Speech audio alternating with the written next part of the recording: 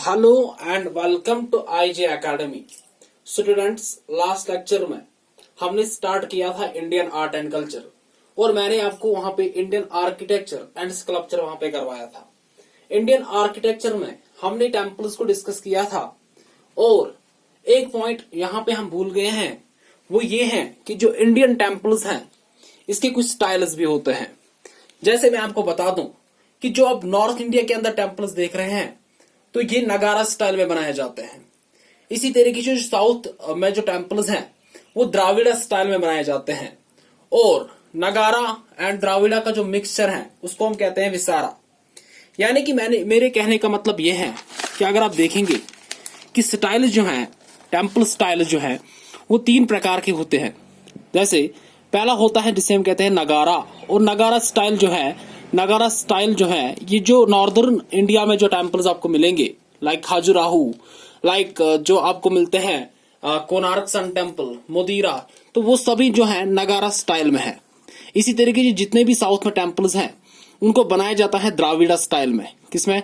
Dravida style में। और इसी तरीके से जो नगारा एंड द्राविड़ा के मिक्सचर में टेम्पल्स बनाए जाते हैं उसे हम कहते हैं विसारा। क्या कहते हैं? Viscera style. ये जो पॉइंट है या ये जो यहाँ पे कंसेप्ट है ये यूपीएससी ने 1995 में पूछा था। एक क्वेश्चन 1995 में यूपीएससी ने पूछा, उसके बाद फिर से इस क्वेश्चन को रिपीट किया 2012 में। वहां पे क्या पूछा था? वहां से आपसे डायरेक्ट पूछता है द नगारा, द्राविड़ा एंड विसारा आर, ये क्या है? नगारा, द्राविड़ा एंड विसारा क्या है? ये क्या है? वहां पे चार ऑप्शंस नीचे दिए थे कि ये रैशियल ग्रुप्स हैं, ये लैंग्वेजेस हैं, ये मेन स्टाइल्स है टेम्पल आर्किटेक्चर के, या ये म्यूजिकल घरानाज है। तो चार ऑप्शंस में से वहां पे आपको करेक्ट निकालना था और इसका जो करेक्ट ऑप्शन था वो था कि Nagara, Dravida and Vesara they are the main styles of Indian temple architecture. Hope ये पॉइंट वहां पे आप ऐड कीजिएगा। आज का टॉपिक, जैसे हमने पहले ही अनाउंसमेंट की थी कि हम इस लेक्चर में यहाँ पे इंडियन पेंटिंग्स, खासकर केव पेंटिंग्स और कुछ फोक पेंटिंग्स को यहाँ पे डिस्कस करेंगे और इसके साथ साथ हम आपको दिखाएंगे कि जितने भी केव्स इंडिया में हैं उनसे भी आपको यहाँ पे इंट्रोड्यूस करवाएंगे। सबसे पहली बात ये है फिर से इंडिया का मैप, और यहाँ पे अगर आप देखेंगे तो यहाँ से मैं स्टार्ट करता हूं और पहले मैं जाता हूं लेह। अगर आप देखेंगे जो लेह है, लेह के अंदर जो केव्स आपको मिलेगी उनको कहा जाता है सेस्पोल केव्स। क्या कहा जाता है? सेस्पोल केव्स। तो यहां से आप स्टार्ट कीजिए। तो लेह के अंदर जो केव्स हैं उनको कहा जाता है सेस्पोल केव्स। क्या कहा जाता है? सेस्पोल केव्स।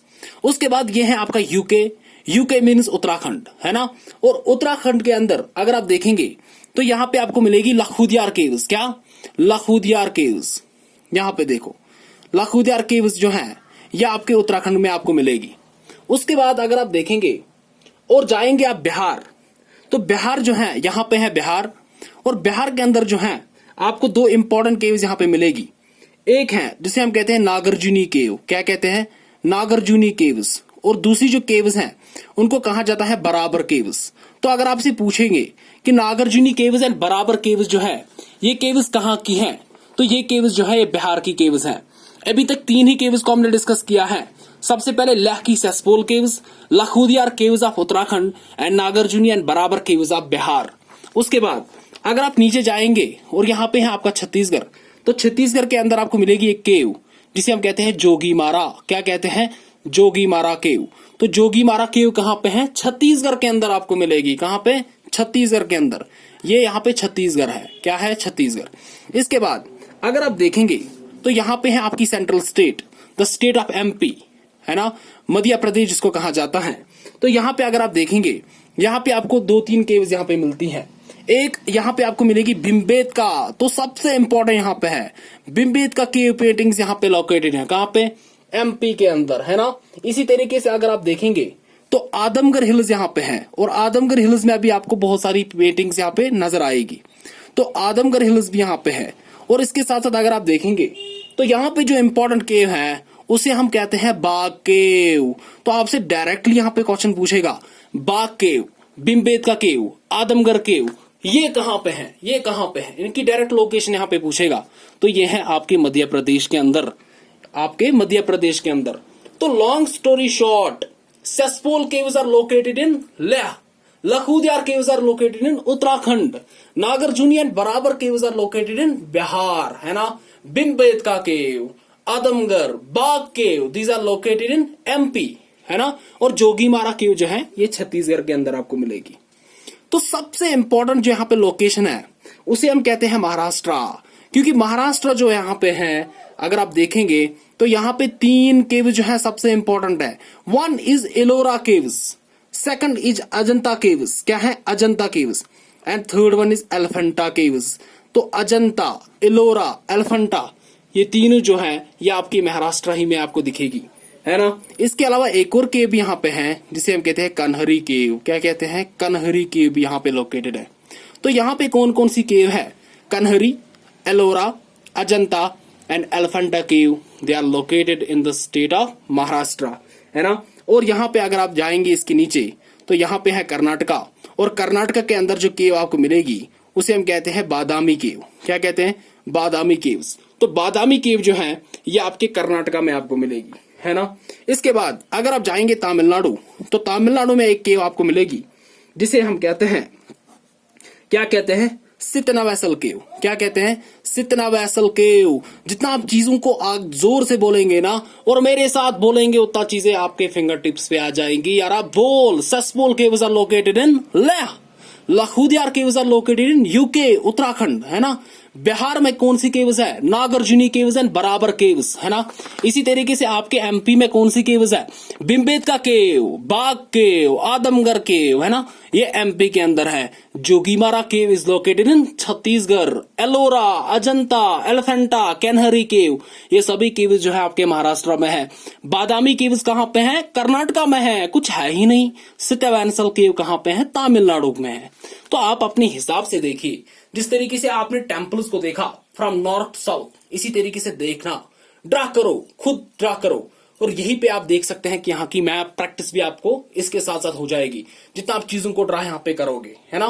तो यह है कुछ फेमस केव्स या फेमस यहाँ पे अब क्या है कि ये जो केव्स है ना, अगर आप केव्स के अंदर जाएंगे तो केव्स के अंदर आपको मिलेगी पेंटिंग, यहाँ पे वॉल्स पे जो है पेंटिंग है ना। इसलिए हम कहते हैं कि कुछ फेमस केव पेंटिंग्स यहाँ पे इंडिया के अंदर यही है ना। तो इसी तरीके से अगर आप कश्मीर में भी देखेंगे तो यहाँ पे भी एक साइट है जिसे हम कहते हैं बुरज़होम, है ना, बुरज़होम इन श्रीनगर। तो बुरज़होम जो है वहां पे भी आपको कुछ पेंटिंग्स यहाँ पे मिल सकती है ना। तो ये है कुछ केव्स यहाँ पे इंडिया के अंदर। अब इन केव्स में इंपॉर्टेंट क्या है, इन केव्स के अंदर आप देखोगे तो कुछ केव्स जो है बहुत ही ज्यादा इंपॉर्टेंट है। तो सबसे पहले जिसकी मैं बात करता हूं उसको हम कहते हैं अजंता केव्स, क्या कहते हैं अजंता केव्स। अब ये अजंता केव्स के बारे में क्या है, सबसे पहली बात है कहां पे, तो महाराष्ट्र के अंदर एक डिस्ट्रिक्ट है जिसे हम कहते हैं औरंगाबाद, क्या कहते हैं औरंगाबाद डिस्ट्रिक्ट ऑफ महाराष्ट्र के अंदर आपको मिलेगी। एमएच का मतलब है महाराष्ट्र, है ना, पहला पॉइंट। दूसरा पॉइंट ये है कि 29 रॉक कट, यहां पे आप देखोगे रॉक कट केव्स आप देखोगे 29 रॉक कट केव मॉन्यूमेंट्स यहाँ पे आपको मिलेंगे, है ना। यानी कि 29 केव्स यहाँ पे अंदर हैं इस अजंता में, है ना। और यहाँ पे ये इंपॉर्टेंट ये है कि ये बुद्धिस्ट केव्स है, यानी कि अंदर जो यहाँ पे आपको मिलेगी दिस जो है फीचर्स अंदर के यहाँ पे themes this surround around Buddhism, है ना। तो यहाँ पे बुद्धिस्ट केव्स ये है। तीसरा पॉइंट यहाँ पे ये है कि UNESCO in the year 1983 declared Ajanta caves as world heritage site, है ना। तो WHS का टाइटल इसको 1983 में मिला, है ना। और जो भी यहाँ पे अगर आप देखेंगे अजंता केव्स के अंदर, so it themes around Buddhism, यहाँ पे आपको सब कुछ बुद्धिज्म के बारे में ही यहाँ पे मिलेगा। सबसे इंपॉर्टेंट बात अजंता केव्स के बारे में ये है कि यहाँ पे खाली रेड कलर का इस्तेमाल किया गया है। किस कलर का इस्तेमाल किया गया है, रेड कलर। यहाँ पे ब्लू कलर इस्तेमाल नहीं किया गया है। Blue colour is not used inside the Ajanta cave paintings, है ना। तो long story short, Ajanta caves के बारे में आपको याद क्या रखना है। सबसे पहली बात, अजंता केव्स के बारे में क्या क्या याद रखो, औरंगाबाद डिस्ट्रिक्ट ऑफ महाराष्ट्र में है। ये 29 रॉक कट के मॉन्यूमेंट्स हैं बुद्धिस्ट के। यहाँ पे आपको क्या क्या मिलेगा, यूनेस्को वर्ल्ड हेरिटेज साइट 1983 में ये डिक्लेयर की गई, है ना। और यहाँ पे जो theme, it themes around Buddhism, है ना। और यहाँ पे रेड कलर को इस्तेमाल किया गया, ब्लू कलर को यहाँ पे इस्तेमाल नहीं किया गया। ये है हमारी अजंता केव्स। इसके बाद दूसरी केव की मैं बात करूंगा जिसे हम कहते हैं एलोरा केव्स। क्या हम उसको कहते हैं एलोरा केव्स। अब एलोरा केव्स के बारे में आपको क्या क्या चीजें याद रखनी है। सबसे पहली बात यह है कि इसकी लोकेशन भी यहाँ पे औरंगाबाद महाराष्ट्र के अंदर ही है। किसके अंदर है, औरंगाबाद महाराष्ट्र के अंदर, ये भी आपको दिखेगी। दूसरी बात ये है कि इसको हम क्या कहते हैं, इसको हम एल्यूरा भी कहते हैं या इसको हम इलापुरा भी कहते हैं। तो एल्यूरा भी कहते हैं, इलापुरा भी इसको कहा जाता है। तो ये जो केव्स हैं दे वर बिल्ट बाई, इनको बिल्ट किया किसने, बिल्ट बाई राष्ट्रकूटा डायनास्टी। किसने, राष्ट्रकूट डायनास्टी या राष्ट्रकूटा डायनास्टी ने इसको बिल्ट किया। ये तीसरी बात है। उसके बाद अगर आप देखेंगे तो 1983 में यूनेस्को वर्ल्ड हेरिटेज साइट इसको भी डिक्लेयर किया गया। क्या किया गया, यूनेस्को वर्ल्ड हेरिटेज साइट। और ये 34 केव्स है। कितनी केव्स है, 34। अजंता कितनी थी, अजंता कितनी थी, यहां पे देखो अजंता कितनी थी, अजंता कितनी थी यार, 29 थी, है ना। लेकिन अगर आप देखेंगे एलोरा को तो ये 34 केव्स हैं।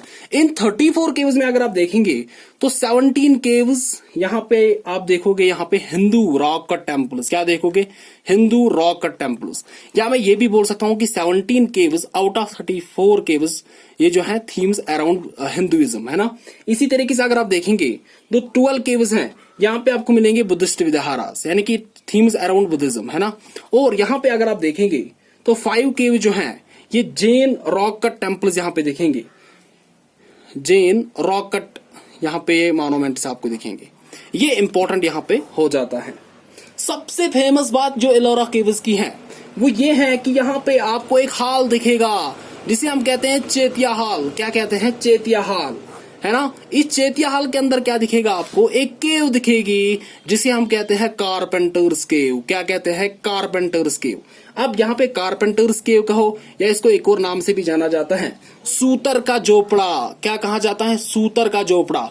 अगर आपसे एग्जामिनर पूछे कारपेंटर्स केव और सूतर का झोपड़ा इज अ फेमस थीम और is a famous structure of which caves, तो यहाँ पे आंसर करना है एलोरा केव्स, क्योंकि ये यहाँ पे एलोरा केव्स में ही आपको दिखेगा। इसके बाद यहाँ पे इंपॉर्टेंट ये है कि जो केव नंबर 16 है, जो केव नंबर 16 है, केव नंबर 16 के अंदर आपको एक टेम्पल दिखेगा जिसे हम कहते हैं कैलासा टेम्पल। क्या कहते हैं, कैलासा टेम्पल। तो कैलासा टेम्पल जो है, कैलासा टेम्पल सबसे पहली बात महाराष्ट्र में है। और महाराष्ट्र में है किस केव के अंदर, केव नंबर 16 ऑफ एलोरा केव्स, है ना। और महाराष्ट्र के किस जगह में है, औरंगाबाद में है। औरंगाबाद डिस्ट्रिक्ट है महाराष्ट्र का यारा, इतना याद रख। तो एलोरा केव्स के बारे में कुछ पॉइंट्स, औरंगाबाद महाराष्ट्र में है। एल्यूरा इलापुरा भी इसको कहते हैं। राष्ट्रकूटा डायनास्टी ने इसको बिल्ट किया। 1983 में यूनेस्को ने वर्ल्ड हेरिटेज साइट का टाइटल इसको दिया। ये कुछ 34 केव्स आपको मिलेगी। 17 यहाँ पे किसकी हैं, Hindu rock cut temples, 12 Buddhist and 5 Jain. यहाँ पे हाल है जिसे हम कहते हैं चेतिया हाल। चेतिया हाल में आपको एक केव मिलेगी जिसे हम कहते हैं कारपेंटर्स केव, है ना। और जो कारपेंटर्स केव है इसे हम सूतर का झोपड़ा भी कहते हैं। केव नंबर 16 में एक टेम्पल है, ये इंपॉर्टेंट है। आपसे पूछेगा कि कैलासा टेम्पल कहां पे है या कैलासा टेम्पल किस केव के अंदर है, तो कैलासा टेम्पल महाराष्ट्र में है और एलोरा केव्स में है ना। इसके बाद जो इंपॉर्टेंट यहाँ पे है वो तीसरी केव है जिसे हम कहते हैं एलिफेंटा केव्स। क्या कहते हैं, एलिफेंटा केव्स। अब पहली बात यह है कि अगर आप एलिफेंटा केव्स को देखेंगे तो एलिफेंटा केव्स में कुछ इंपॉर्टेंट पॉइंट्स ये हैं कि सबसे पहली बात यह है कि इसे हम गोरापुरी भी कहते हैं। क्या कहते हैं, इसे हम गरापुरी भी कहते हैं। तो एक्चुअली ये जो गरापुरी है ये एक मराठी नाम है। और अगर आपसे पूछे कि गरापुरी किस केव को कहा जाता है तो वो एलिफेंटा केव्स को ही कहते हैं। दूसरी बात यह है कि आपको महाराष्ट्र में मुंबई के अंदर मिलेगा और ये एक आइलैंड पे है ना। तीसरी बात यह है कि यहाँ पे आपको 5 हिंदू, 5 हिंदू और 2 बुद्धिस्ट यहाँ पे स्ट्रक्चर्स दिखेंगे, है ना। इस केव्स के अंदर 5 हिंदूज एंड 2 बुद्धिस्ट केव्स यहाँ पे आपको दिखेगी, है ना। और तीसरी बात यह है कि 1987 में यूनेस्को ने इसको भी वर्ल्ड हेरिटेज साइट यहाँ पे डिक्लेयर किया गया। उन दो को डिक्लेयर किया गया 1983 में और एलिफेंटा केव जो है 1987 में इसको डिक्लेयर किया गया। और इंपॉर्टेंट यहाँ पे ये है कि ये यहाँ पे अगर आप देखेंगे जो हिंदूज यहाँ पे है ना टेम्पल्स या केव्स, तो इट्स अराउंड लॉर्ड शिवा। यहाँ पे जो थीम है वो लॉर्ड शिवा के ही यहाँ पे आपको दिखेगी। तो एक डिस्क्रिप्शन है एलिफेंटा केव्स की। कुछ और केव्स की मैं आपको बताऊं, जैसे बाघ केव्स। सबसे पहली बात जो है बाघ केव्स कहाँ पे हैं, तो बाघ केव्स यहाँ पे मैंने आपको बताया कि ये मध्य प्रदेश के अंदर है। Point number 1। Point number 2, these are located on the banks of Baghani river. किस पे है, बागनी रिवर पे है ना। और यहाँ पे अगर आप देखेंगे अंदर बाघ केव्स के अंदर यहाँ पे भी आपको बुद्धिस्ट पेंटिंग्स दिखेगी, है ना। यहाँ पे आपको बुद्धिस्ट पेंटिंग्स दिखेगी। सबसे यहाँ पे सिग्निफिकेंट फीचर ये है कि केव नंबर 4 में अगर आप जाएंगे बाग केव्स के अंदर, तो इसको कहा जाता है रंग महल। क्या कहा जाता है इसको? रंग महल, है ना, या प्लेस ऑफ कलर्स या पैलेस ऑफ कलर्स भी इसको कहा जाता है। तो रंग महल और पैलेस ऑफ कलर्स किस केव्स के अंदर है? बाग केव्स के अंदर। तो बाग केव्स को यहाँ पे याद रखो। इसके बाद जो यहाँ पे केव इंपॉर्टेंट है उन्हें हम कहते हैं बादामी केव्स। यहाँ पे सबसे पहली बात यह है कि बादामी केव्स अगर आप देखेंगे, सबसे पहले ये कर्नाटका में है, ये इंपॉर्टेंट है। दूसरी बात यह है कि ये भी यहाँ पे अंदर यहाँ पे dedicated to lord Shiva also, है ना। तो बादामी केव्स यहाँ पे कर्नाटका के अंदर है ना। और इसके बाद जो यहाँ पे केव इंपॉर्टेंट है उसे हम कहते हैं सितनावैसल, है ना। तो सितनावैसल केव सबसे पहले कहाँ पे है? सबसे पहले अगर आप देखेंगे तो ये केव जो है तमिलनाडु के अंदर है ना। अब यहाँ पे इंपॉर्टेंट ये है कि यहाँ पे जो थीम्स है they are dedicated to Jains, है ना। तो यहाँ पे इंपॉर्टेंट ये है कि दीज केव पेंटिंग जो है these are dedicated to Jain themes, है ना।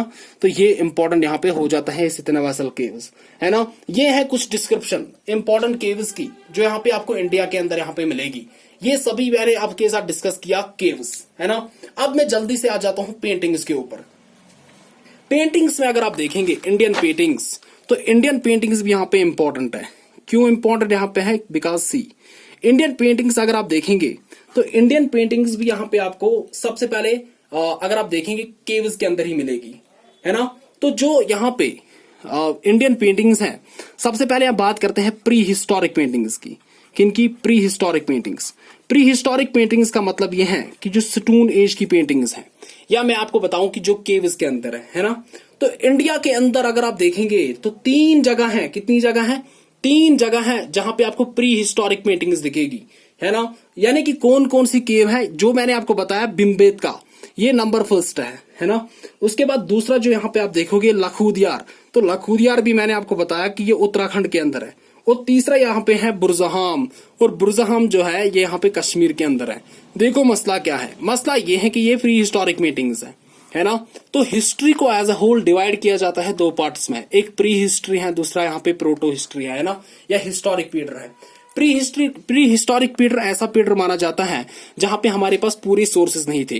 जैसे हमारे पास लिटरेचर नहीं था, जैसे हमारे पास क्वीन्स नहीं थी, जैसे हमारे पास कोई ट्रैवलर अकाउंट नहीं था, हमारे पास कोई बुक नहीं है। तो उस पीरियड को कहा जाता है प्री हिस्टोरिक पीरियड। और प्री हिस्टोरिक पीरियड के अंदर हमारी स्टोन एज ही आती है। उसके बाद इंडस वैली सिविलाइजेशन, और बाद में गुप्ता पीरियड, है ना, मौर्यन पीरियड, तो उसको कहा जाता है हिस्टोरिक पीरियड, क्योंकि वहां पे हमारे पास सोर्सेज अवेलेबल होते हैं। तो प्री हिस्टोरिक पेंटिंग्स अगर आप देखेंगे तो प्री हिस्टोरिक पेंटिंग्स 3 ही जगह आपको मिलेगी। 1 भिमबेटका इन मध्य प्रदेश, 2 लखुदियार इन उत्तराखंड, एंड 3 इज बुरजहाम इन कश्मीर। ये ऐसी 3 साइट्स हैं जो हमारी प्री हिस्टोरिक पेंटिंग्स हैं। कौन ही? प्री हिस्टोरिक पेंटिंग्स है। भिमबेटका भिमबेटका इन मध्य प्रदेश, लखुदियार इन उत्तराखंड, बुरजहाम इन कश्मीर, है ना। अब इंपॉर्टेंट यहाँ पे भिमबेटका है, निकाल दो इसको बाहर। क्यों इंपॉर्टेंट है? क्योंकि इसको डिस्कवर किया वीएस वकनकार ने। किसने डिस्कवर किया? VS Wakankar discovered Bhimbetka paintings. ये बहुत ही इंपॉर्टेंट पॉइंट है, इसको मार्क करो। इंपॉर्टेंट मैं यहाँ पे इसको मार्क करता हूं, स्टार 3 स्टार मैं इस पे लगाता हूं, है ना। उसके बाद अगर आप देखेंगे जब भी पेंटिंग्स की जाती हैं रॉक्स पे, तो paintings when executed on rocks, जब भी रॉक्स पे पेंटिंग्स की जाती हैं उसको कहते हैं पेट्रोग्लिफ्स। क्या कहते हैं उसको? पेट्रोग्लिफ्स। उसको कहते हैं पेट्रोग्लिफ्स, है ना। तो when paintings executed on rocks it is called petroglyphs. इसको कहा जाता है क्या? पेट्रोग्लिफ्स।